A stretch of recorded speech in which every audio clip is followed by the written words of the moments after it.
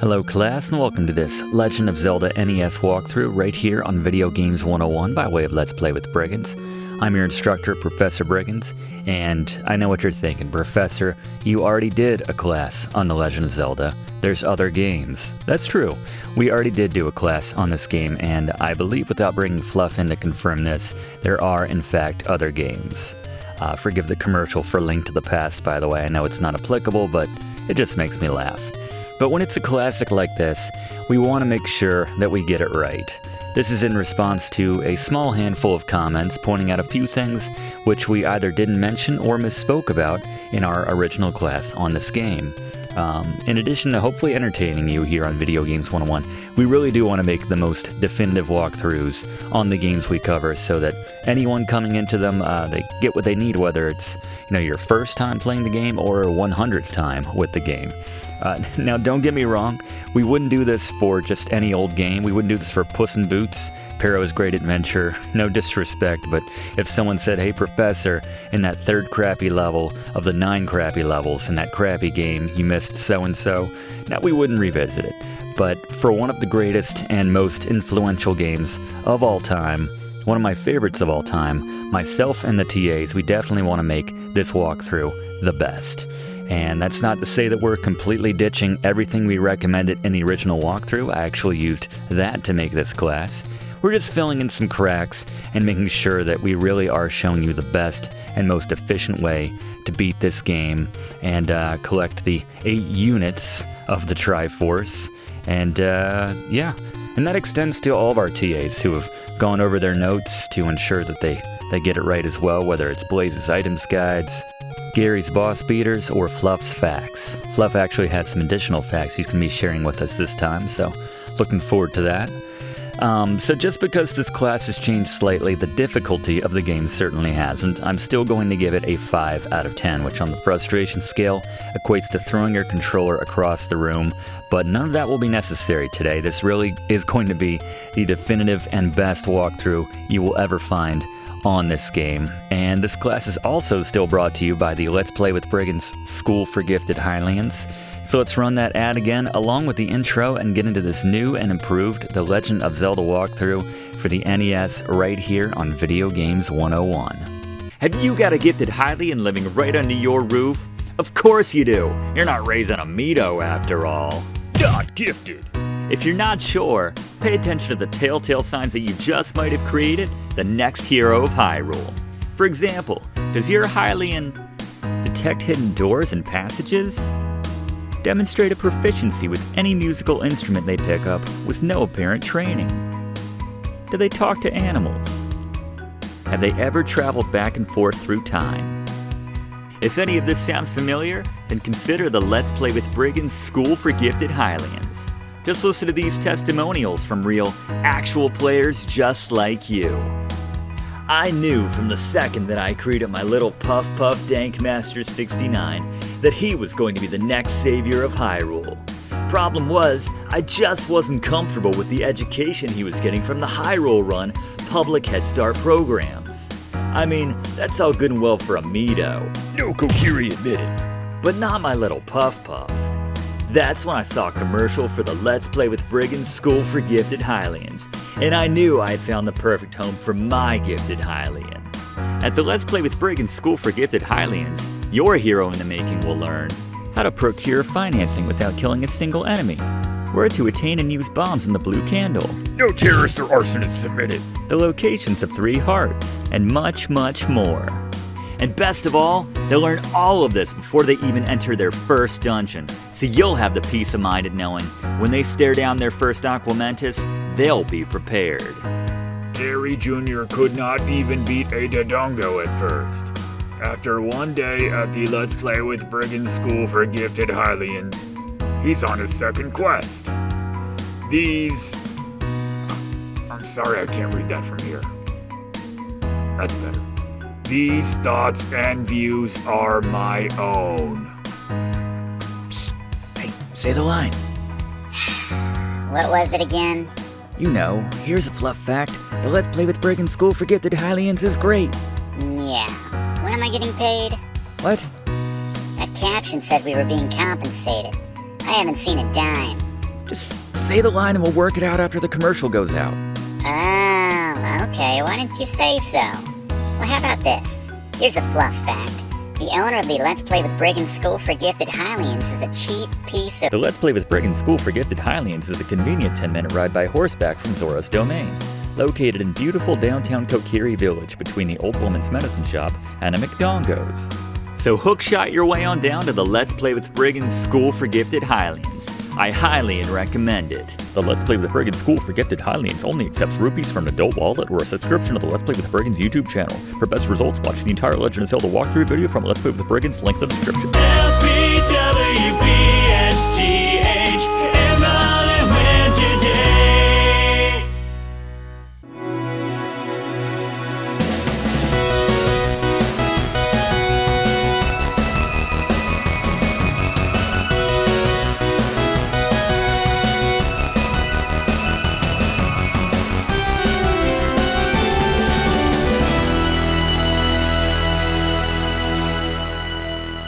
Alright, as we begin a new game, let's register our name. There's an 8-character limit, so once again, no love for the Sebastians and beyond in the world. As we take a look at the controls for The Legend of Zelda, use your equipped item with B, attack with your sword, which we're picking up right here in this first room. Pause with select, access our items menu with start, and movement with the D-pad. As we take a look now at the Briggs notes for this Legend of Zelda NES walkthrough, the keys to beating this game. First, referenced it in opening, but attend the Let's Play with Brigands School for Gifted Hylians, which is what we are showing you right here at the start. Basically the most efficient, direct route to start the game fast, hit the ground running by getting all of the earliest upgrades that you possibly can, whether that's items, whether that's additional hearts. We're going to have 6 hearts before we enter our first dungeon, which allows us to get a sword upgrade, which we'll have before we hit that first dungeon as well. And number 2, follow this guide for the most efficient route through Hyrule and the dungeons, and again, making sure that we have all of the best items as soon as possible in this game, which makes the rest of this game a lot more manageable every step of the way. So the first thing we were doing is working our way northeast, taking out the Octoroks. Thankfully the red ones go down with 1 hit from our very weak wooden sword. Don't worry, we'll be replacing it very shortly. Watch out for the levers which appear here in the desert. I like to stop early on once you arrive at this screen just to make sure that they don't surface right underneath you and knock you back.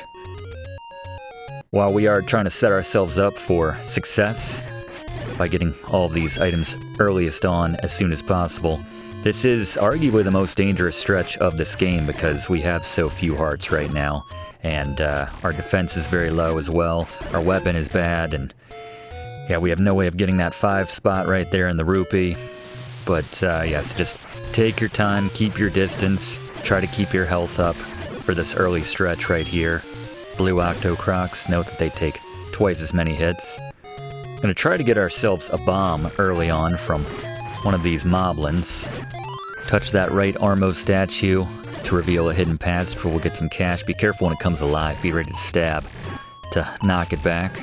Note that the more consecutive kills you get without taking damage, the better drops you'll get, like in the case of that fairy. There's our bombs. Blaze? Alright, bombs. Pretty straightforward. Blow stuff up in this game. Useful on a lot of enemies. Certain bosses can only be killed with these bombs. Dodongo specifically, I suppose. But we can bomb open walls to find secret passages. Find more efficient routes in dungeons. Certain shops. Extra rupees. No limit to what you can do with bombs here in Legend of Zelda. Use one on that rock in that spot right there. Make sure you grab the heart, not the medicine. Blaze, the heart? Alright, the big heart adds an extra heart to your max health total. Good call, Blaze. Pretty straightforward. Use another one right here to reveal this passage. Now grab yourself another free stack of rupees, another 30 piece. Better than nothing, better than the 10 you'll find behind some of those doors. A lot of hidden passages all over Hyrule. Sometimes you gotta burn a bush, sometimes you just gotta blow a hole in something, but watch out for the Tektites here bouncing around. They did some decent damage to us there, but pop in here before you head to the right and grab yourself the letter May not know what to do with this right away, but Blaze? Alright, the letter. We can't even purchase Water of Life until we show this letter to the old woman. She's very particular about her clientele, apparently. But there you go. Get this letter, give it to the old woman, get yourself some life-giving water. Or Water of Life, better said.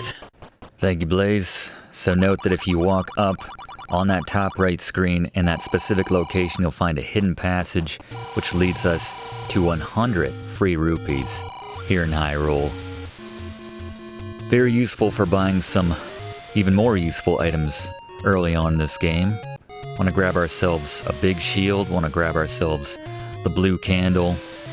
We're going to grab the blue candle first.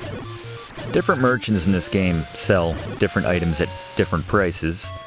We're going to always show you the best place to buy items at the most affordable prices. So, to grab that blue candle at the cheapest rate of 60 rupees, we're going to go down a few screens, hang a right here. Watch out for the blue moblins.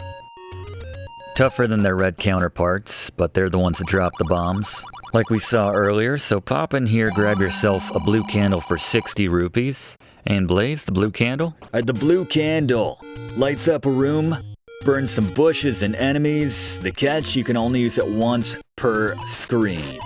Thank you, Blaze. We now have a number of new areas available to us by virtue of that blue candle. Just have to be accurate with it because, again, as Blaze said, you only get it once per screen to use. So we're going to work our way to the coast now. Plenty of opportunities to earn some rupees. And we have an optional purchase which will eventually be necessary, but I'm going to go ahead and just make it right now since we have the rupees and we're going to earn a lot more as we continue on.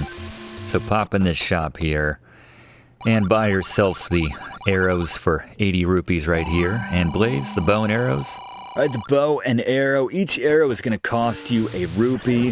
This is effective against certain bosses and enemies. Need these to beat the game. The silver arrow in particular, which you'll get later on, admittedly. But for right now, the basic arrows, just fine. Make sure you have these. And the bow, sold separately. But yeah, there you go. Bow and arrow. Yeah, we'll find the bow in a dungeon very shortly, but just might as well go ahead and grab those arrows right now so we don't have to backtrack, go out of our way to purchase them a little bit later.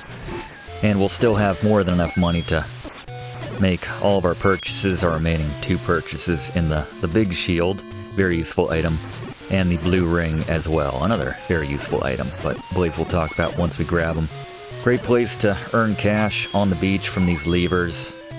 Drop a bomb right there, and grab yourself the second heart upgrade, bringing our total to 5. By the way, if you didn't find bombs yet, you can purchase them obviously for 20 rupees from that place where we bought the arrows just now. Now we're going to head north from this screen.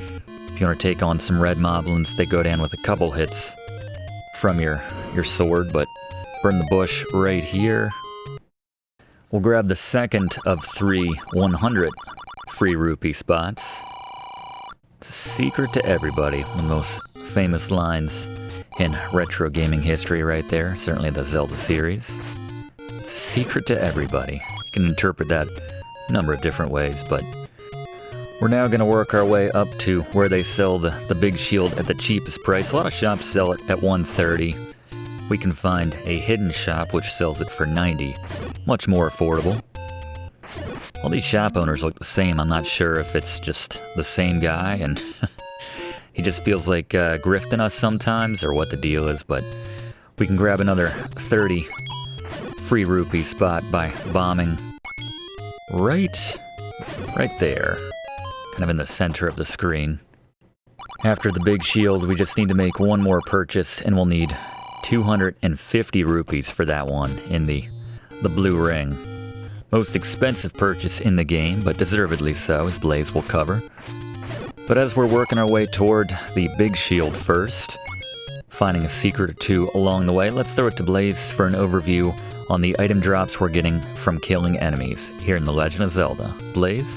Alright, let's cover the basic items you'll find from killing enemies here in The Legend of Zelda. First, the small heart will refill 1 heart to your health total.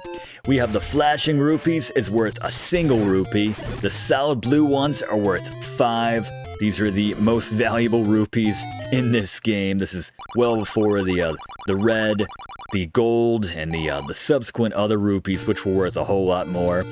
You have the fairy, which refills 3 of your hearts, and then the stopwatch freezes all enemies on the screen. Thank you very much, Blaze. Yeah, burn that bush right there, and there is the shield for 90 rupees as promised. Blaze, the big shield. The big shield, very important to get this early on in the game. This blocks a lot of projectiles, a lot of fireballs, and other projectiles, shots from certain enemies. Very useful, as the professor will mention, in some very specific situations. Thank you, Blaze. And lastly, in this area, make sure you burn that 5th bush from the right with your blue candle to get yourself the last of the hearts we can get before we enter this first dungeon. Burn this top right bush right here. We can grab ourselves another free 30 rupees. So now that we have 6 hearts, we can grab the first sword upgrade for the white sword here in The Legend of Zelda. Before we head up and grab that, we're going to actually move more to the west, because this is a bit more out of the way, and the sword upgrade is a little bit closer to the first dungeon. So we're going to go over here first, grab ourselves the final of the free 100 rupee pickups, and combined with the 5 spot we just got, we can now afford the blue ring.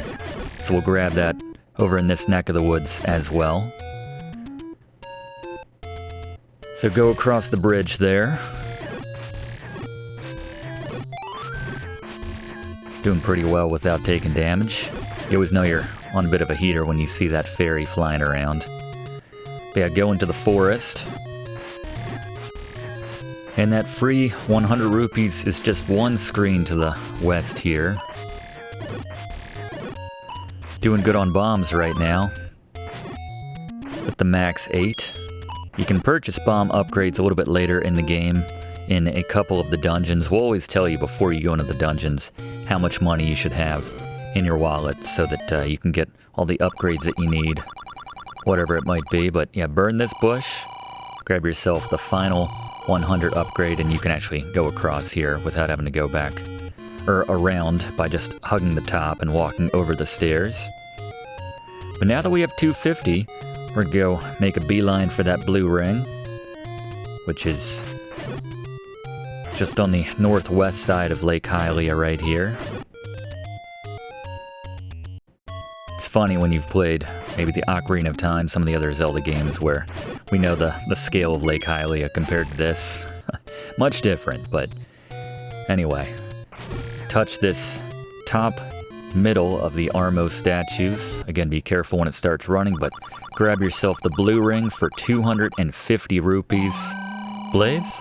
Alright, the blue ring, they make you pay for it, but it is well worth it. Get this early on, as this reduces the damage you take by 50%. Thank you very much, Blaze. Yeah, having that 50% damage early on, that's a game changer for really making this game so much easier, so much more manageable. We're going to duck in here before we get our sword upgrade, and we're just going to turn in the letter to the old woman as we're passing by.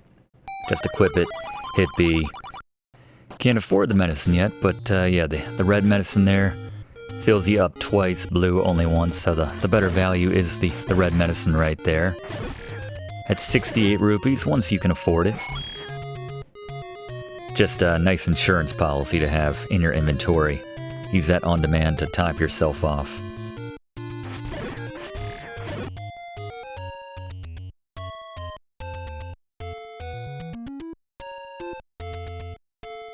When your back's against the wall in some of the more challenging stretches of some of the more challenging dungeons.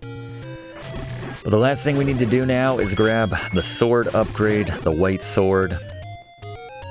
I like that the color of the hilt of our wooden sword changed when we grabbed that blue ring right there. Subtle difference, but I'd appreciate it one. So to grab the sword upgrade, we're gonna hug the lake right here to the left, north, and then just kind of hug the mountain wall right here. Mind the boulders dropping down. Sometimes if you start fast enough and just kind of hug the bottom of the screen, you can avoid taking any damage from the boulders, like so. You can enter the waterfall right there just to get a cryptic message, but we're more interested in what is above the waterfall. So head up these stairs here. Watch out for the Lionel here. You can block the shots with your big shield. This is an area where we made it much more difficult in our original walkthrough than it needed to be, because if you don't have the big shield here, you just have to kind of wait for him to get out of your way. But anyway, finally, have our first sword upgrade. Blaze. Alright, the white sword, this does twice the damage of your original sword. 5 hearts are required to get this. Get it early on to make the earliest stages of this game a lot more manageable.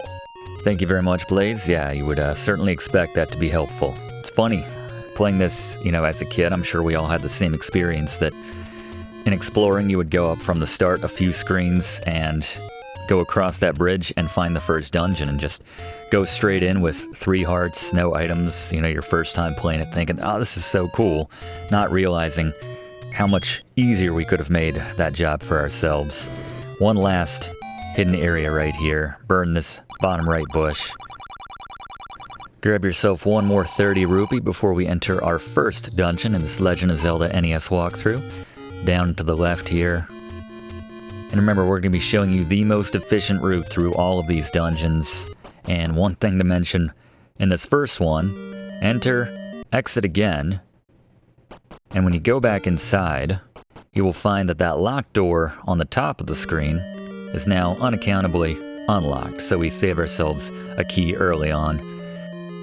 Head to the right here and defeat this Stalfos with the key inside of it. They go down with just 1 hit from our white sword. It's very satisfying, I'd say. I don't know, something about the Stalfos in particular, just any enemy that you can kill with 1 hit with your sword is always very satisfying. Got some bats named Keese. They are Keeses. Apt term, considering we just got another key from them. But now we can head north through this door. Nothing to be grabbed in this room right here, but continue on. There's a key once again. This time you have to kill all the Stalfoses on the screen to make it appear. Thankfully the keys carry over between dungeons, so if you don't spend them all in one dungeon, you'll have whatever surplus you had starting in the next dungeon, so helpful there for avoiding some rooms and just making a few routes more efficient here in The Legend of Zelda. Bomb through this top wall to save yourself a key ultimately, and we just picked up the compass with an overview on the items which are exclusive to the dungeons. Here's Blaze. Alright, let's talk about the items you'll find in the dungeons now. Starting with the key, this unlocks 1 locked door. But if you follow this guide, this Legend of Zelda walkthrough, we generally show you the most efficient route through every dungeon. So by the end of the game, you should have a stockpile of 5 to 7 keys. You will never be needing for a key in this game with this walkthrough. Next, the map shows you the entire dungeon's layout, very useful. And finally, the compass shows you where that boss is hiding out. Thank you, Blaze. Yeah, we'll be showing you all of the map and compass locations in all these dungeons. And we accidentally picked it up when it spawned in after killing the last Goriah in a room, or a couple rooms earlier. So, Blaze, the Boomerang? The Boomerang, this first one has a very short range. This kills weak enemies. This freezes other enemies. Don't rely on it though. Not all enemies. It also grabs items if you don't feel like walking over there, or if it's maybe behind a wall that Link can't walk to, just throw the Boomerang to pick it up. Thank you very much, Blaze. He already covered the bow. With the bow and arrows, we now have the match set so we can fire the arrows. As we moved that 1 block out of the way to get down to that secret area there to pick it up.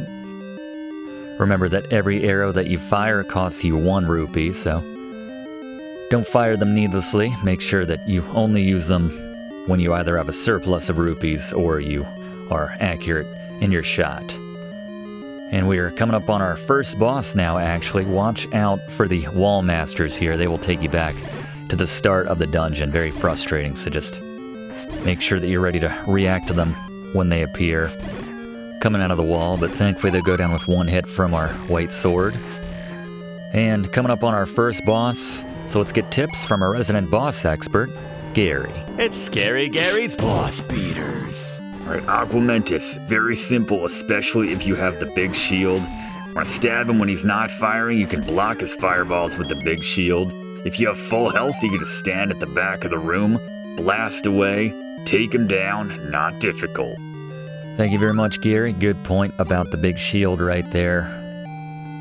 Don't underestimate its defense against most of the projectiles in this game, honestly.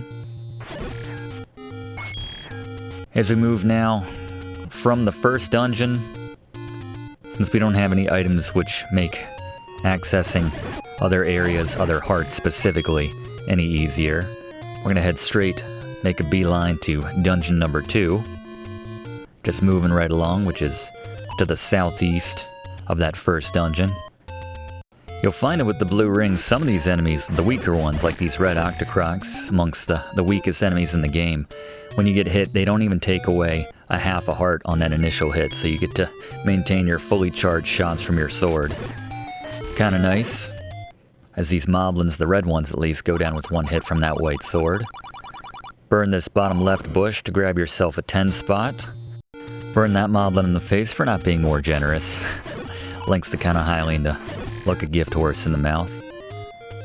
But let's move further to the east here.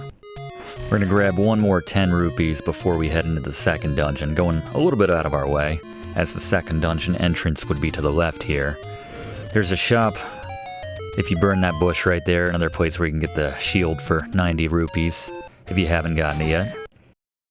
And as we grab our 10 rupees here and head to the second dungeon, let's get our first Fluff fact about The Legend of Zelda with our resident fact finder, Fluff. Shigeru Miyamoto, the legendary creator of Donkey Kong, Mario, and the Legend of Zelda series, to name a few for the Nintendo Entertainment System, has stated that his inspiration for this game and series came from his childhood. Miyamoto would explore the areas and nature surrounding his home, recalling the excitement of stumbling upon a lake or a cave for the first time, and he wanted to represent that experience in a video game. I would say he certainly succeeded in that goal. I'm sure a lot of us can remember playing this as kids for the first time and experiencing that sense of wonder. Very cool as we enter level 2, dungeon 2 here, labyrinth 2 if you will. Fighting these snake-like enemies here in the dungeon, these ropes as they're called. But head to the right to grab yourself a key once you take them all down. And grab ourselves the compass to the right. We're gonna head all the way to the left, by which I mean 2 screens after you kill these ropes, to open this door and get ourselves the 4th key overall, at least toward our current total. More easy targets for our sword, whether you have the wooden sword at this point or the white sword. You can take these ropes down very easily. Gonna head back all the way to the right now to grab ourselves the compass. And the map is just 1 screen removed from it, so we are going to use our first key in this dungeon, at least, to open this door. You'll find it just sitting there amongst a room full of gels. These tiny little, I don't know, bud-like creatures, I suppose. I'm not really sure what you want to refer to them as. They don't give you any drops, unfortunately, but they go down very easily with any type of weapon that you have. So bomb through the wall here in the north, grab yourself the map to go with that compass, and then bomb once again to save yourself another key. And here in this room, take out these blue Garayas. Kind of look like Moblins actually, but slightly different. And we get ourselves the blue Boomerang, the magic Boomerang. Blaze? The magic Boomerang. Same basic principle as the regular Boomerang, but it goes across the entire screen now. So there you go, the magic Boomerang. Thank you, Blaze. Yeah, didn't have to stay with that regular Boomerang for very long, just 1 dungeon.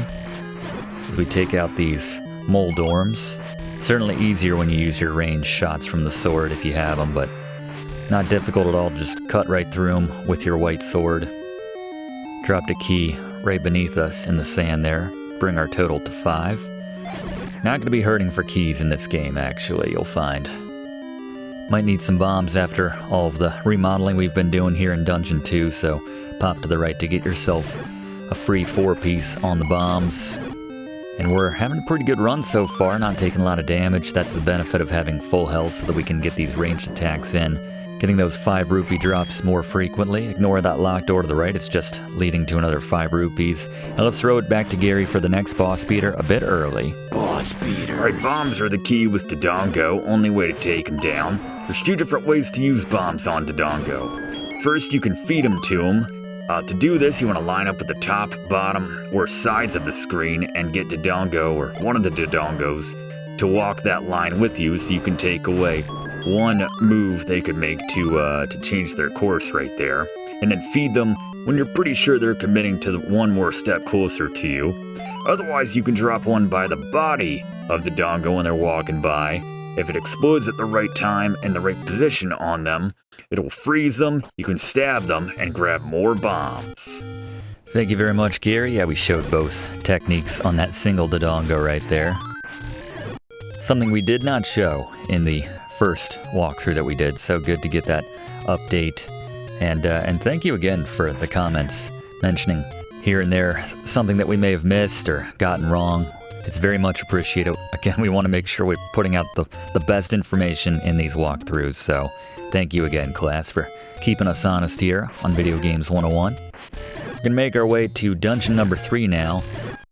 Along the way, we're going to spend some of our not-so-hard-earned rupees and grab ourselves the aforementioned and covered Red Water of Life for 68 rupees. As I mentioned earlier, it's just nice to have in our back pocket, a bit of an insurance policy if we get slapped around a little bit too much in these increasingly difficult and dangerous dungeons, admittedly. We're still looking pretty good though, staying ahead of the curve. We got all the hearts we can possibly have at this point in the game.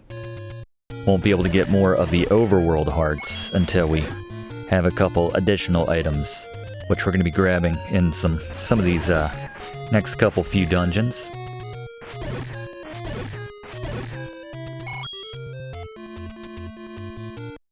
And actually, that Water of Life is right through here. Once you give the old woman the note, the letter that we did earlier, then all of her locations across Hyrule will be available for purchasing medicine. So, grab the red one right there.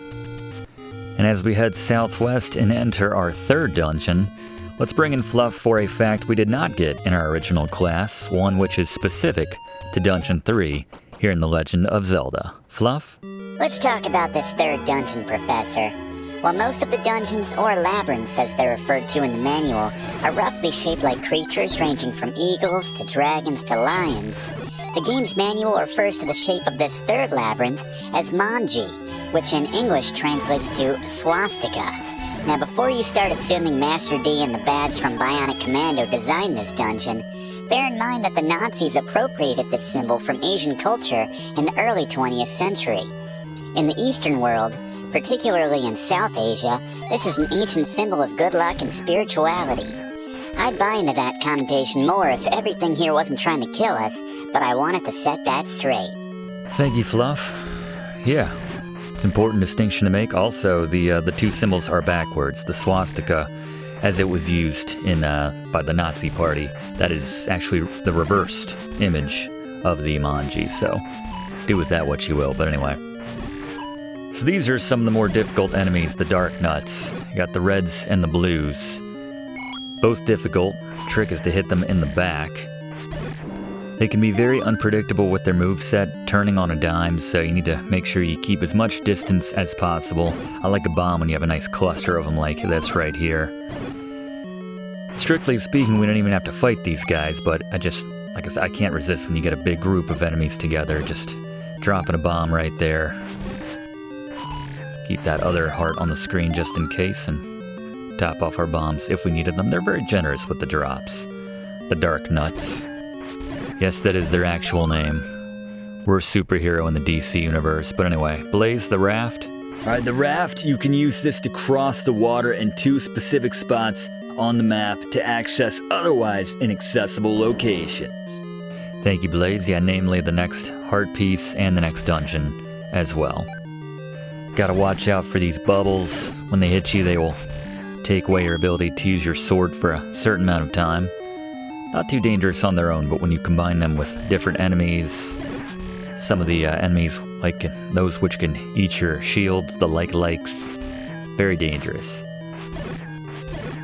As we take on some of the Zals here, which break into little gels if you burn them or don't do enough damage to them.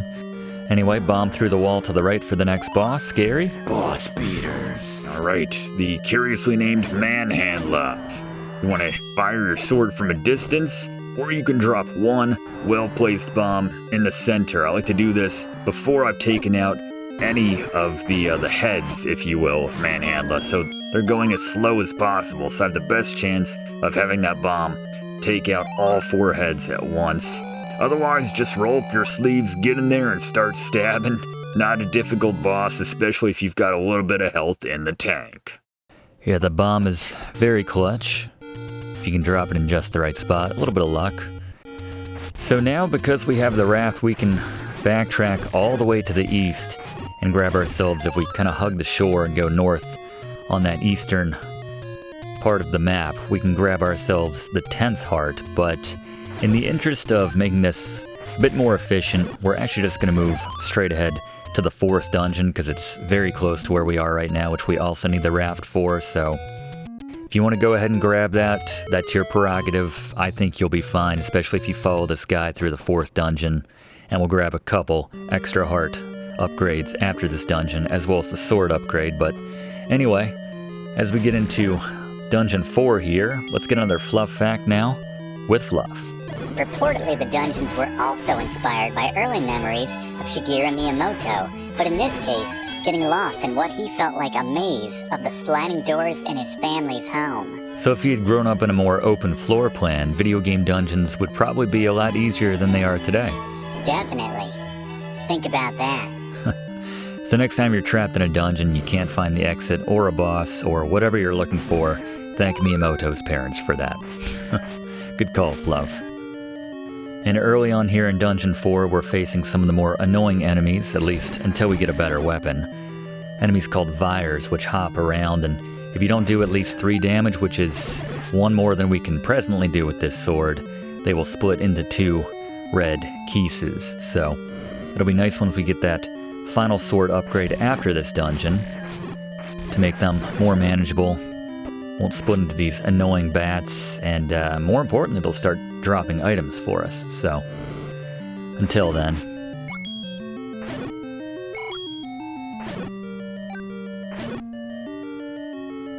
grabbing another key here, and we're gonna grab another useful item which makes traversing dungeons a lot easier in this game, I will say. So let's head to the east wall here, use a key to unlock this door. Looking quite healthy in the key count right now, as you can tell. Gotta kill these Vyres to open this door to the right. It's just frustrating when they're all fanning out, and that last one doesn't want to fly anywhere near you for good reason. That survival instinct. Have our first run-in with some likes. These are the monsters that look like a stack of pancakes to me, one, and secondly, if they swallow you, like to eat your shield, given enough time. So be careful. And then to make this room a bit more dangerous, they combine it with the bubbles, which we mentioned earlier, which will knock your sword out of operation for a few seconds, leaving you defenseless against potentially getting swallowed up by those likes. But anyway, got ourselves the step ladder here, Blaze. Alright, the ladder allows you to cross a single gap, get some items you wouldn't otherwise be able to get in this game, traverse dungeons more easily, and yeah, pretty much it, the ladder. Thank you, Blaze. So we can use it to just cut across these pits now. Cut across the water, a little shortcut. Ignore that locked door, that just leads to a dead end, essentially. The map is on that screen, actually. We do need to use a key up here. But to get that map, we need to go into that area from the top, so use a red candle, or a blue candle, whatever candle you got. Probably the only candle you'll have at this point if you're doing these dungeons in order. Use that there to light up this room. You can use a bomb through this north wall to grab yourself a whole mess of rupees. If we bomb to the right, we can carry on toward the boss, but we're going to go to the top here and get ourselves an extra key and just go that way. If you bomb to the left, or you went to the left from that last room and went kind of the normal way, you would have to fight a Manhandla, but if you just bomb through that wall like we did right there, completely optional, no reason to fight them whatsoever. There's another cryptic message in the top left room if you go that way, but completely unnecessary, so we're just gonna carry on through here, bait these traps into firing off without us, and go back to Gary for tips on the next boss. Boss beater. Right, Gleeok is probably one of the tougher bosses in The Legend of Zelda, but still very manageable. The best strategy is honestly to stand just outside of the head and start stabbing. And the key is to be aggressive, especially when you've got the Gleeok with more heads later on in the game. Because you want to get those shots in before those various floating heads can knock you out of position with more projectiles. So be aggressive, take it out as quickly as possible before it becomes a bigger problem, and you'll take it down. Thank you very much, Gary. Yeah, just get in there, hard and fast, just start stabbing. I'll mention too, a little technique I haven't mentioned yet. If you stab and then in one direction and then instantly kind of hit a different direction on the D-pad, you can kind of get like a 90-degree swing where you turn. It's not the most reliable strategy, but you'll find that if you're surrounded by a bunch of enemies at once, it's a bit of a desperation move right there. Just maybe take out a few of them all at once, save yourself from taking a bit extra damage. But anyway, as I said before we entered the 4th dungeon, along the eastern seaboard, we will find another heart upgrade. Thank you very much, Tektites. Nice 10 spot right there. There we go. 16 rupees on one screen. That's pretty good. Pretty good return on our violence right there. Let's put it that way. Can I not get this one? That's frustrating. I feel like that last one should have gone, but yes, there is an extra heart we can grab by using our raft, and there's another one by using the ladder, actually, and they're right next to each other, which is another reason why I like to put off making this journey over here, so we just grab both of them at once, minimizing our travel distance. And once we have them both, we will be able to grab ourselves the best sword in the game. Out to the west, looking pretty good on our rupee count right now. I should mention before we enter the 5th dungeon, although we are ways off from that since, as I said, we have a few errands to run here.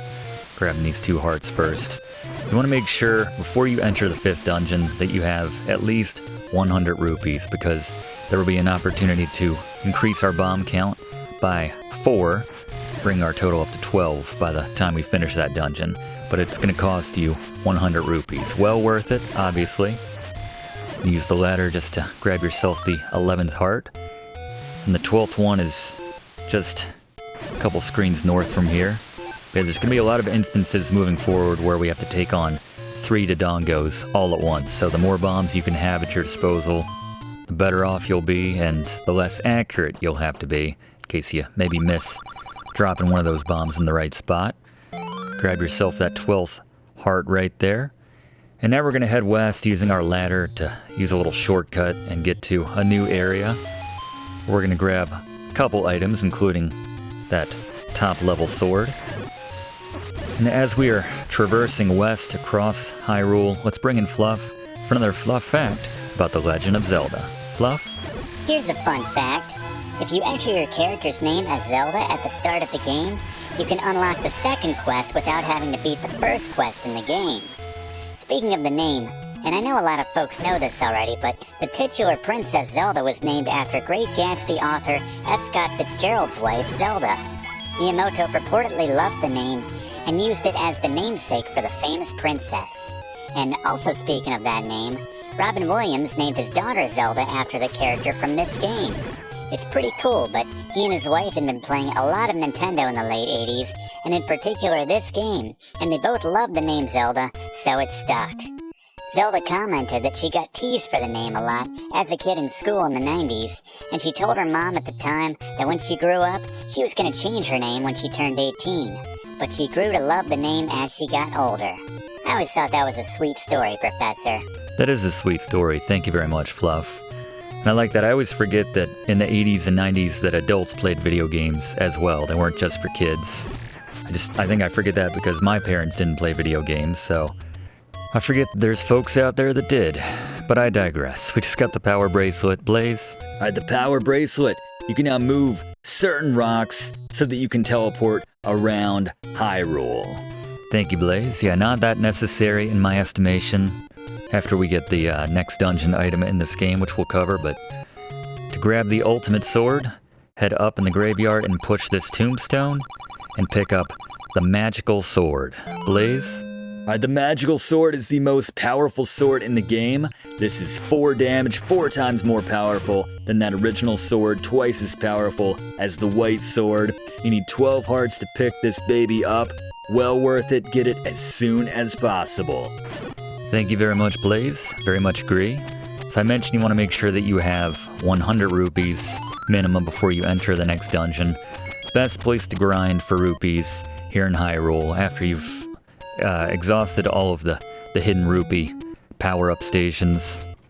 No one's ever referred to them as that. Is here in the graveyard.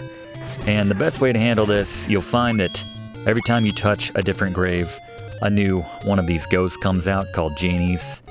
You can only hurt the main Genie, and once you kill him, you take out all the ghosts on the screen. So the best strategy is to stab that main one twice, get him ready to die, and then hit 10 tombstones to get 10 more Genies on the screen, and then deliver that final blow to the main Genie and just clean up in a lot of cases. There's another place to grab medicine between, if you bomb the north wall between those two top right Armo statues, by the way.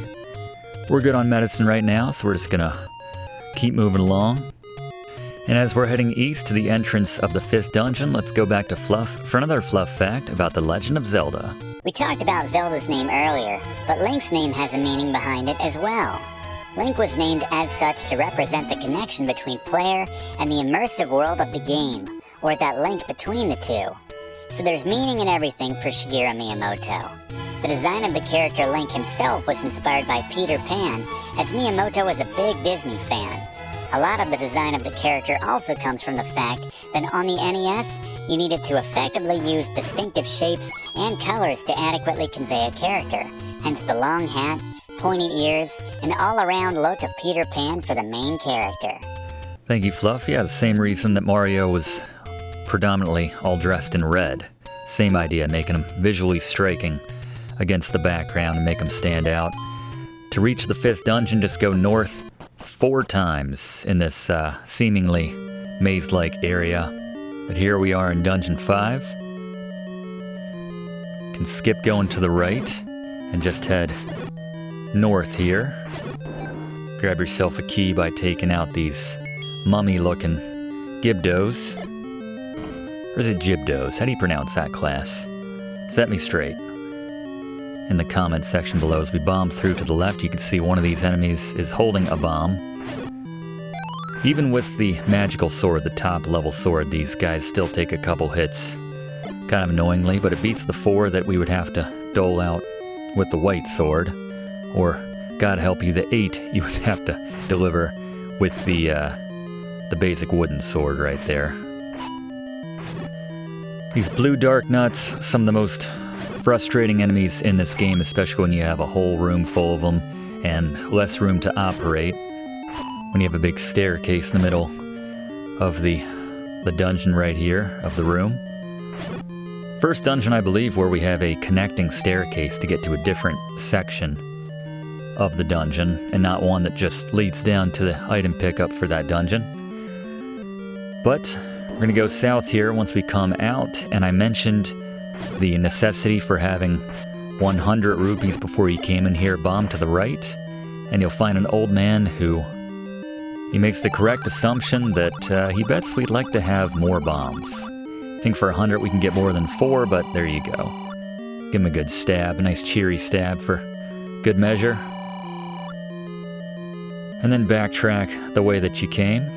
We're going to go through the left door this time, killing all the blue dark nuts once again so that we can move this block in the middle of the screen. And this is going to take us down. That was a very handy fairy pickup right there to give ourselves the long shot. Very useful against these dark nuts. Even though they're always turning, sometimes they'll turn into the path of your shot, so very much random. Come down here, get yourself the whistle.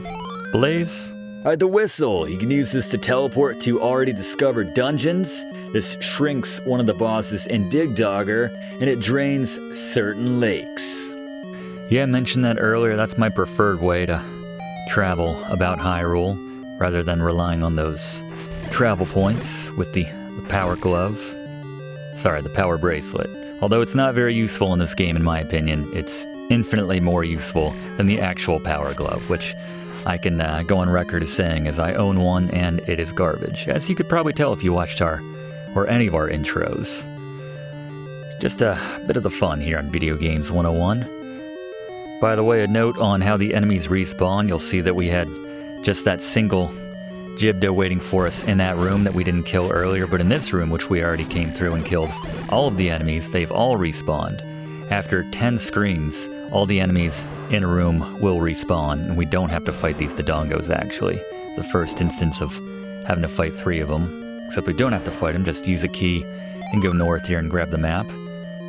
And then head right, ignoring the Dodongos right here. But yes, after 10 screens, all of the enemies will respawn in the previous rooms, assuming that you have killed all of those enemies the first time around. If you just leave, say, 1 enemy or 2 enemies, that number will still be in that room. So just for what it's worth, if you just want to kill all the enemies but leave 1, if you know that you have a lot of backtracking to do, it'll be a little bit more manageable as you move around, but not that dangerous, honestly. I feel like we're in pretty good shape for the most part in this game in general, with all the upgrades that we have at this point.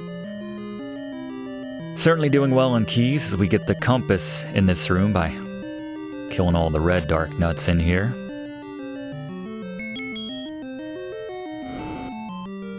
Get some idea of what this room looks like here. You can use the ladder to take these enemies out with relative safety a lot of times, because they don't leave the designated paths. They can't get onto your ladder, so you can stay on there and take them out with relative ease. Speaking of relative ease, we could take down these Paul's Voices, as they're called, these rabbit-looking creatures, by firing an arrow at them with a single hit. Very handy. Much longer battle if you try using the sword on them. Another key spawn in this room if you take out all the... let's just call them the mummies, since I'm doubting myself in how to pronounce it. Gibdos or Gibdos. Just not sure. Up to 8 keys here. Another room full of Paul's Voices. Very satisfying just to get multiple of them with 1 hit. With the arrow when they're all lined up like that. But next boss, Gary. Boss beater. A Digdogger. First, play the whistle to shrink down Digdogger, then get in close and start stabbing. You can combine this with arrows or a bomb to take him down faster. But yeah, just a nice combination with the whistle. Take him down. Thank you very much, Gary. Yep. Whistle and then be aggressive. And moving on, making good time here. One of those games that when you played it as a kid, you could make a full weekend out of it when you were, trial and error, figuring out things, exploring, which admittedly is a lot of the fun. We kind of lost some of that, obviously, when you're more familiar with the game over the years. It sounds like I'm trying to dissuade you from stopping watching this walkthrough right now if you're not completely familiar with the game. Promise I'm not. Please keep watching as we continue west. Cross that river again. Just threading the needle with those boulders there. You'll notice if one of them hits you with that blue ring, it doesn't even do a full, by which I mean a half, heart worth of damage. So you still have access to your ranged shots with your sword. Lionels are a different beast altogether, obviously. Their hits still do decent chunk of damage, a full heart's worth of health taken away when they land one of their blows on you. Gonna go a little bit out of our way here to grab a 30 rupee secret to everybody location by bombing the north wall here. We don't need any money for the next dungeon, but they're really going to be hitting us up before and when we go into dungeon number 7. So you're going to want to have, I'd say, about 160 rupees by the time you finish the next dungeon, or shortly after that, as we're going to have to make a couple of purchases. Again, once right before we enter that dungeon, and then one in that dungeon for a second bomb upgrade, actually. So hence the 100 right there. Again, Medicine Woman there if you want to bomb between those top right 2 Armo statues. For 68, you can get yourself a blue medicine, 40 for the red. But if you're already like we are, just head north up this staircase and right into dungeon number 6. This one's shaped like a dragon. We have our first Wizrobes here in The Legend of Zelda. Arguably the most dangerous enemies, basic enemies, that you encounter quite a bit in this entire game. The blue ones especially, because they move around. We had us grab that key, ignore that locked door that was above that key room. Just another cryptic message we don't care about. You'll note that your big shield can block the shots from the Wizrobe, and sometimes if you hit kind of the lead Wizrobe, all the other enemies will disappear and leave items. You get that a few times in this game, honestly. Every now and then when you hit a certain enemy. So grab the compass here. Pretty linear stretch here. We're just heading north for a few screens. Taking out these bats not only to open this door, but to also earn ourselves the 8th key in our total. We will never want for a key for the rest of this game. Same could have been said pretty much 30 seconds into our first dungeon, quite honestly, but stopwatch very useful here. Don't have to worry about the pancake monsters, the likes, and the blue Wizrobes. Always nice to be able to freeze the blue Wizrobes. You have to kill all the enemies on the screen so that you can move this block here to open the door above you and carry on.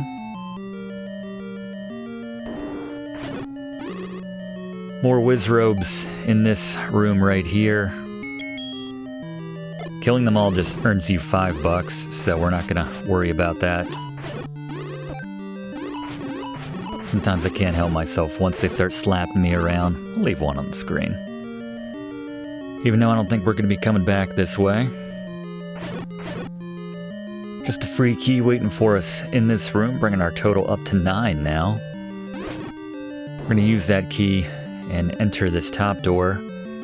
We'll need to go down eventually. That's the path ultimately to the boss, but we need to grab the item for this dungeon, which we can only do by going north here. Grab ourselves the map.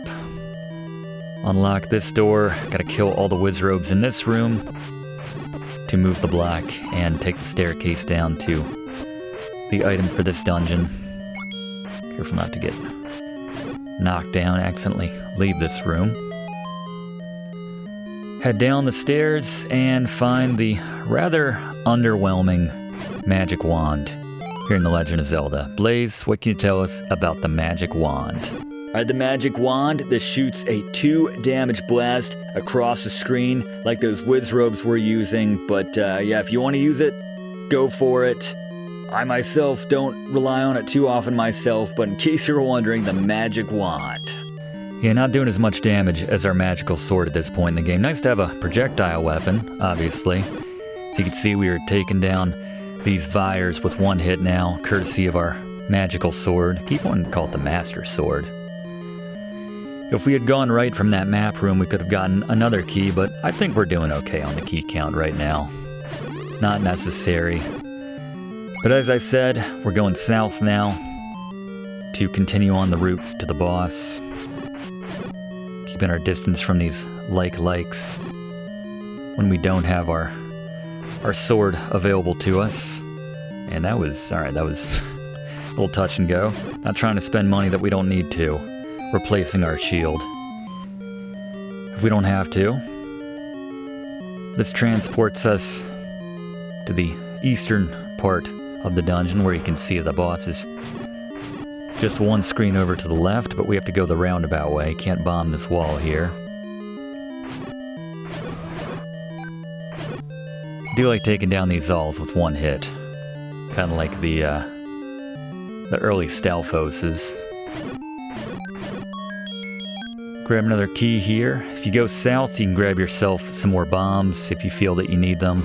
I think you're probably fine, so we're just gonna cut north here. Gary? Boss beaters. Alright, Ghoma. You want to stay in front of that eye as much as possible despite the projectiles which are desperately trying to knock you out of position. And just have those arrows out, the only thing that can hurt Ghoma, and fire one off as soon as the boss opens that eye. Thank you, Gary. Yeah, they always introduce the softer version of the boss. Well, I say always. There's two instances. First with the Dodongo, the one-off Dodongo early on, before they start dropping 3 on us, and then later the more powerful blue Ghomas, which take 3 shots to the eye with that arrow. Can be kind of annoying. But anyway, so we're now going to use our whistle to teleport ourselves. We're trying to get to the 4th dungeon entrance, the one that's on that island, as that's going to be closest to the next item which we need to purchase ahead of entering the 7th dungeon overall. And as we're heading to that next shop, let's go back to Fluff for another Fluff fact about The Legend of Zelda. Here's one a lot of folks may not be familiar with. The title sequence was initially set to Maurice Ravel's famous composition, Bolero. At the last minute in the production cycle, Koji Kondo, the music developer for The Legend of Zelda, was informed that due to a copyright issue with Bolero, they couldn't use it for that title sequence.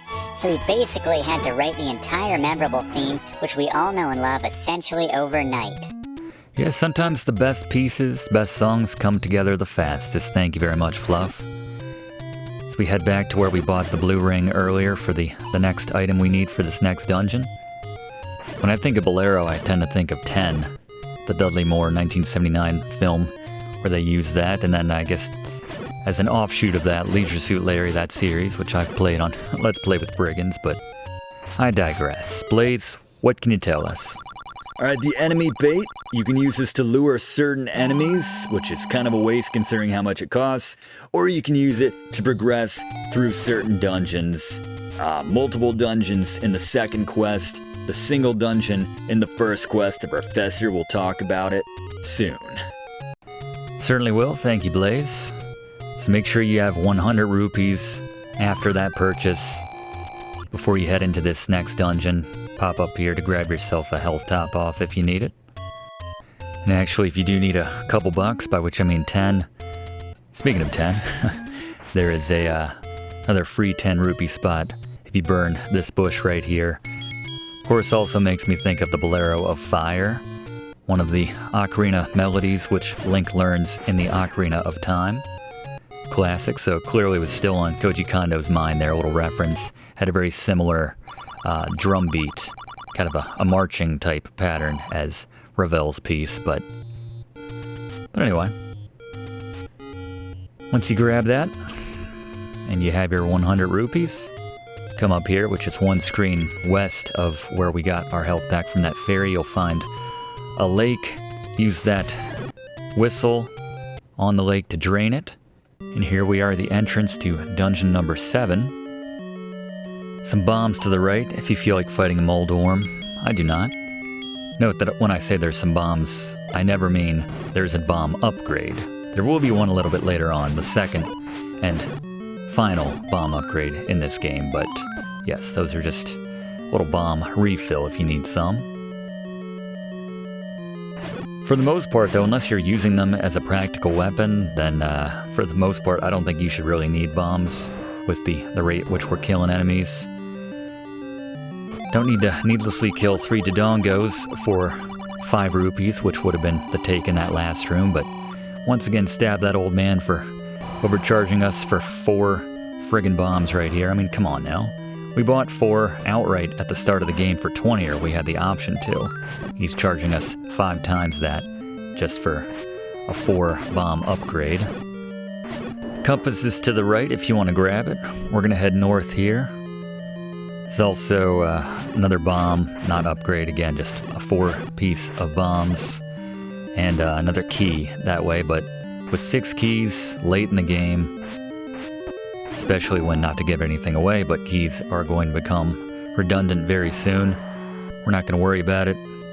We're also not going to worry about fighting this Digdogger. Nothing in it for us, so let's just continue on to the left. Always makes me think of Digdog. Not that I believe there were any enemies which resembled that monster in Digdog, but anyway, time to use that enemy bait which we purchased. Not for the use which its name suggests, but to pay off this Goriah who's blocking our way. So equip that, and use it on him with B to move forward. But as we're continuing through Dungeon 7 here, let's go back to Fluff for another Fluff fact about The Legend of Zelda, specifically kind of where it stands in the canon chronology of the series. So, the chronology of the Legend of Zelda series is all over the place, as you'd expect after roughly 20 games. Obviously, Miyamoto wasn't planning on some huge arc when he created this game, but in the canon of the Legend of Zelda series, this game actually takes place in the alternate reality very late in the canon overall, where Hyrule is smaller, really just about 100 screens, and everyone lives in caves as is shown in this game. So just in case you were wondering where this takes place in the overall arc of the Legend of Zelda series, there you go. Thank you very much, Fluff. Another room full of rupees here in the northwestern part of the dungeon, which doesn't even have a visible square on our map. Fluff's going to talk more about that. Going to talk more about a lot of things when we do our class, our dedicated class on the second quest here in The Legend of Zelda, very shortly. Looking forward to that one, as I didn't play a lot of the second quest as a kid, not nearly as much as the first quest, as I think most of us didn't. More challenging, that second quest, certainly longer, but we'll get to that when we get to that. Let's focus on the task at hand right now, which includes skipping all these Goriahs. Just that's a big room and no thank you right there. Just bomb that wall and cut through. Do need to defeat all of these. And there's where you just want to drop a bomb, but if they're all frozen, no need. Kill them all and move this block. Head down and grab yourself, finally, a multi-use candle right here. Blaze? Alright, the red candle. Same basic idea as the blue candle. You can use it to light up rooms, burn some bushes and enemies, but now we have unlimited uses for every screen. Thank you, Blaze. Yeah, very helpful. Would have been nice to get it earlier now that we've burned most of the bushes we need to burn in this game. Don't have to be quite as accurate when you have that item in your inventory, but that's alright. We'll still show you where to burn with relative accuracy. This is one Digdogger we do need to take down, so use your whistle right there. And again, a more advanced, difficult version of the boss, but with our magical sword, making quick work of them. Don't need to face these 3 Dodongos here. Just bomb this right wall. Cut on through. Unless you like taking them down for some particular reason. Watch out for the wall masters once again. Don't let them grab you, take you back to the start of the dungeon. Need to defeat them all to open up the stairs. Being able to push that right block right here. Stop getting slapped around. Good idea to stay in the open area rather than going to any of the corners where you can't move around. Especially combined with those, the bubbles, which take away your ability to use your sword there. But this spits us back out more in the western portion of the dungeon here, as you can see.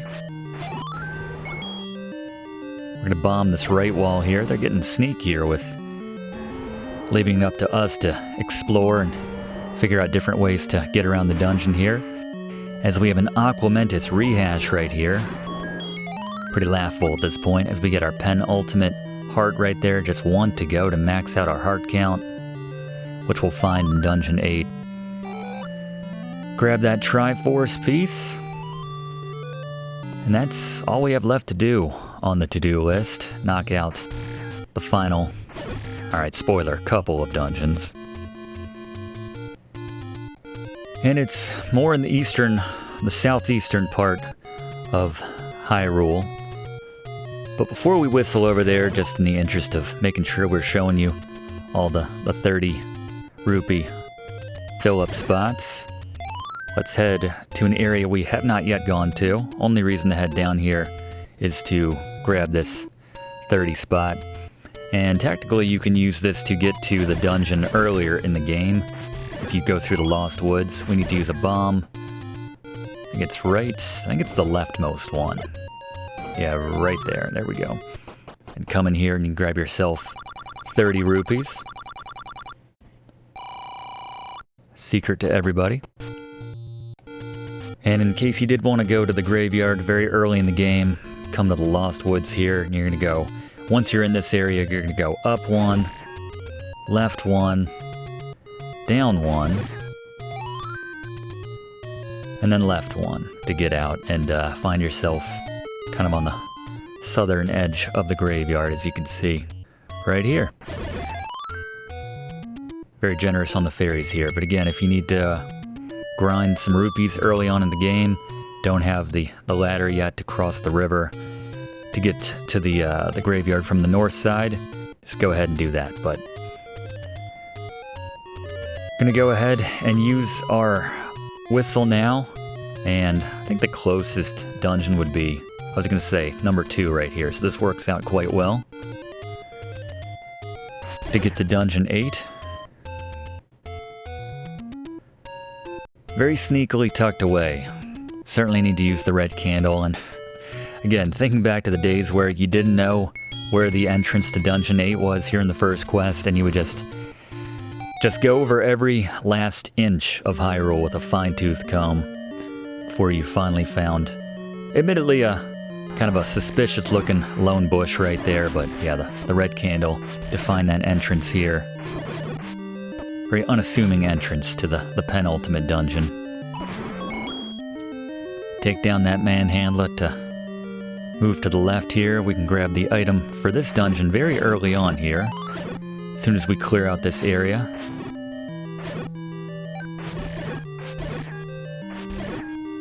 Again, enjoying the reach which we get from our fully healthed shots right there. And Blaze, the magic book. Alright, the magic book, this transforms your magic wand into, well, it allows it to shoot fire, essentially. Doesn't make it all that much better, if you ask me. I still never pull it out, but there you go. In case you're wondering, magic book makes that magic wand shoot fire. Good call, Blaze. Yeah, light up a room, take down some enemies. I know some people like to use fire on certain enemies. We prefer our magic sword, magic coal sword, excuse me. There's a key to the right if you want to grab that. Again, we're going to be just fine. And emphasis on just fine, considering that we don't even need to fight this Manhandla. Just bomb the top wall here. There's one more item to be found here in Dungeon 8, and it's going to make the keys redundant. I won't say any more. Don't want to step on Blaze's toes any more than I already have here.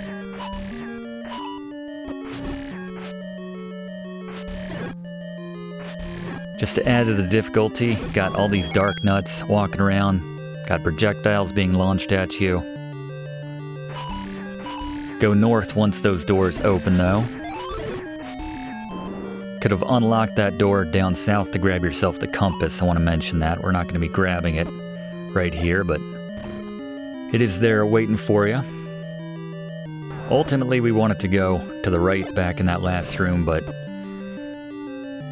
first we're going to bomb this left door because we want to make sure we grab the item before we head on to the boss, which that route would have taken us to. Get some free rupees there. Not really in need of rupees too much more throughout the course, the remainder of this game, save for firing arrows here and there.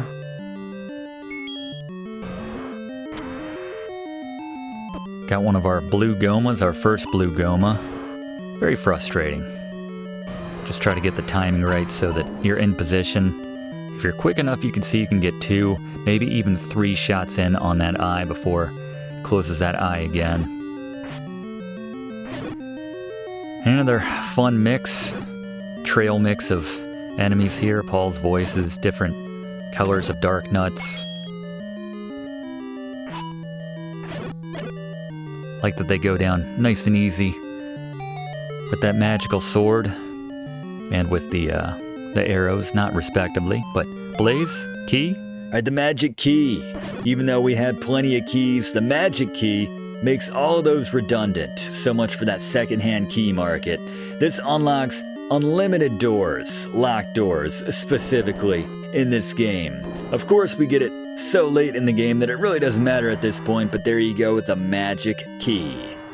Agreed. Yeah, it would have been nice to have it much earlier in the game, but so now we are going to need to fight all of these dark nuts to open that door to the right and continue on. See if we can get through this without having to burn any of our water of life. There we go. Very generous with the fairies, those dark nuts. No reason to fight any of these enemies in this room. There's no pickup to be had. Just trying to forge a path here. Top off our bombs. Alright. This is gonna spit us out right next to our next boss. Just a slap in the face that they put that key there now. Really don't need these rupees at this point, but I can't help myself. I love that sound effect of the 5 rupees right there. You can actually bomb that wall to get to the next boss, which is another Gleeok, one of the tougher bosses. Another key. Just being nasty at this point.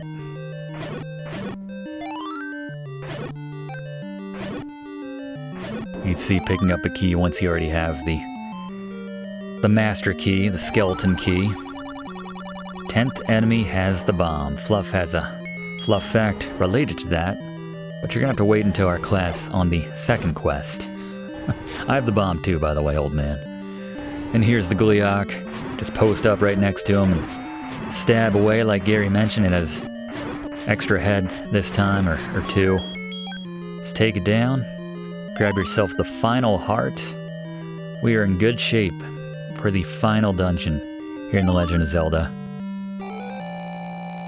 Nothing left to do at this point.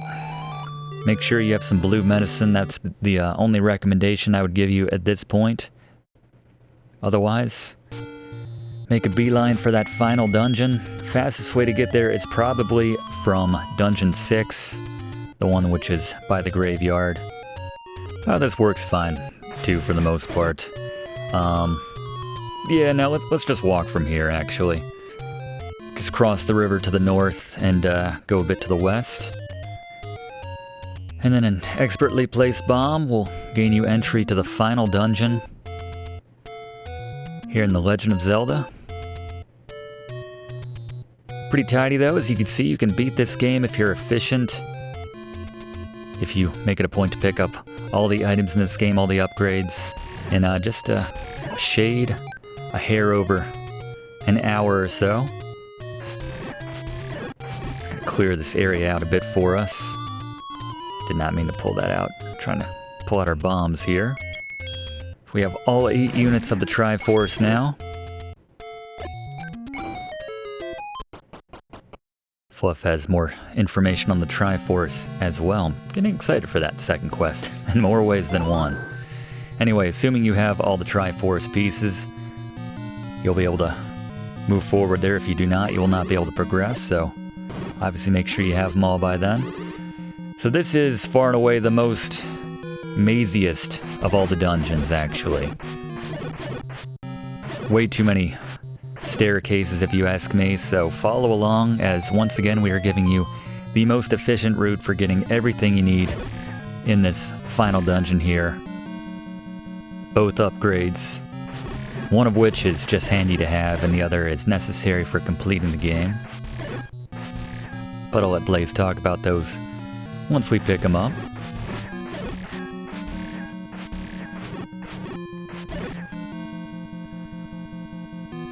Don't have to worry about burning any keys anymore or wasting keys. Every locked door can be unlocked without worry. And just cross right through over here, ignore the whiz robes. Go south in this room, ignoring our first of the Patras in this game. Generally the strategy with them, kind of a mini-boss if you will, not sure, just to keep your distance for the most part and keep firing. Just kind of know the full radius, the range of their attacks on that outer shell of those enemies. Take it out, and then once you kind of neuter its outer shell, you can just move in and stab away at will.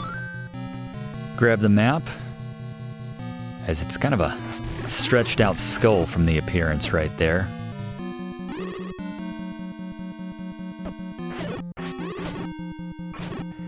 We don't need to kill any enemies in this room, just trying to cut a path for bombing this top wall here. Do need to kill the enemies in this room. Bad place to not have your sword, by the way, so we're gonna stab quickly here to take out these whiz robes before we lose our sword abilities, but drop down in here for a very, very useful item.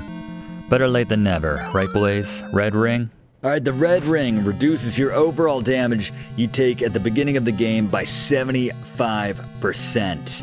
Once again, why do we have to get it so late in the game, but very worth it for this final stretch. Yeah, certainly the most difficult stretch of the game. I mean, outside of that intro bit when you had no health and we're trying to move all over the map, but yeah, just room after room after room of whiz robes and dark nuts, just all kinds of the most dangerous enemies in this game. We really just want to unlock that door here. Go for that window right there and pass on through. Go to the next room. Thank you very much, old man. No one tells me where to go, though. As we give him another cheery stab to the face. Need to kill the whiz robes here to move the block.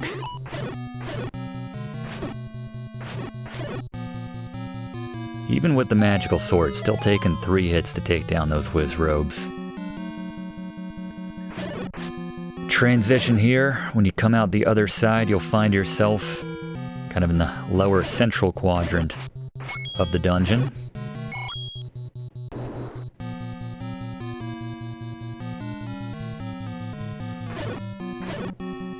We're on our quest for the silver arrows now. So the red ring, that was just icing right there, making this last stretch a little more manageable. But silver arrow is very much necessary for completing this final bit of the game. Final boss, certainly. We have a slightly different patterned patcher right there. Kill him, move the block, head down here to pop out just below the area with the silver arrows. So bomb this top wall. Whiz robes were in the wrong place at the wrong time, I have to say. They love their whiz robes. Just more evidence that they are the most difficult enemies in this game, probably overall. Just the fact that they're going all out on these enemies late in the game. They know. Might have to dip into our blue magic here, or blue medicine, I should say. Or blue water of life. Manual refers to it as water of life, but the old woman referred to it as medicine, so take your pick.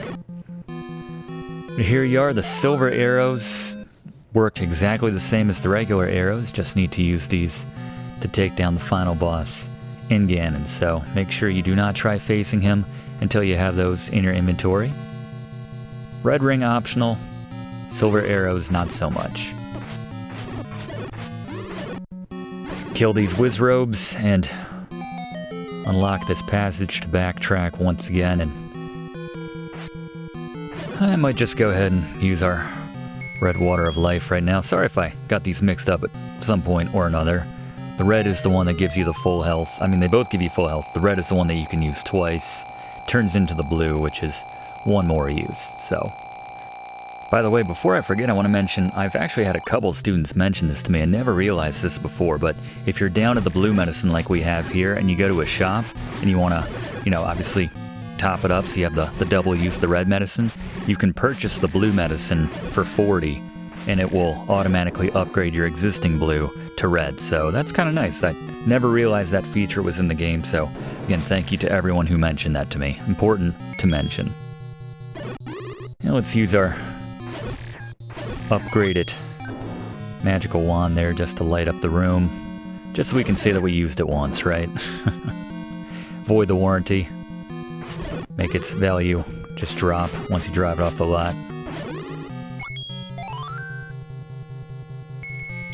And immediately go back to our bombs, as they're much more practical an item to have queued up here in the 8th dungeon. Take out those whiz robes, bait that trap out of the way, and pop down this staircase. This is going to put us in the top portion of the map. We're going to find one last staircase to cut through and be put very close to Ganon, actually. You can see even with the best armor, the wear and tear of this final dungeon really starts to add up. Honestly, I think this might be one of the few stretches of this game which is worse than the second quest. The final dungeon, as we'll cover in our walkthrough on the second quest once we get there. Not quite as bad for the, like when it throws you on the other side of the block right there, but not as bad as this run right here. Not as confusing too, not nearly as many staircases you have to take, but one final patra between us and Ganon for the final boss. Such a good game. I feel like we've said that in many ways over the course of this class, but Gary, take us home. Boss beaters. Again, you can anticipate Ganon's movement based on his shot locations to kind of see where he's trending. Get ahead of that kind of trending location to know where he's going next, or make that educated guess and stab. If you got him in the right spot, he'll appear for a second. Do this 4 times and eventually he'll turn brown. Get your silver arrows out at this point and get him with 1 silver arrow to take him down. And just like that, you have beaten The Legend of Zelda. Congratulations. This is a classic. Certainly is. Thank you very much, Gary. Use your sword on those 2 flames. I'm going to leave the other 2 for mood lighting and rescue the princess. But there you go. We are the hero of Hyrule. And look, she has one too, as we both hold our Triforces high above our heads. Did she have to go all the way to the ends of the earth, by which I mean Hyrule, to find all the pieces of her Triforce, or were they already assembled? Something tells me it was the latter, but anyway, big thanks to all my TAs today for helping me out. If you haven't already done so, please consider subscribing to enroll in these classes. We do one of these every single week in the same spot. We'd love to have you enrolled. Also click that like button if you don't mind. It really does help us out to make future classes for you, like the upcoming class on the second quest for The Legend of Zelda. And leave a comment lastly. Let us know if we missed anything this time around, but yeah, that's our time for this week. Absolute veritable classic here in The Legend of Zelda. We'll see you next week in the same spot for next week's class right here on Video Games 101. Thanks for watching, and don't forget to like and comment on this video and click subscribe if you haven't already, as this seriously helps me to keep making great content for you. And check the description of this video to see what song is playing right now.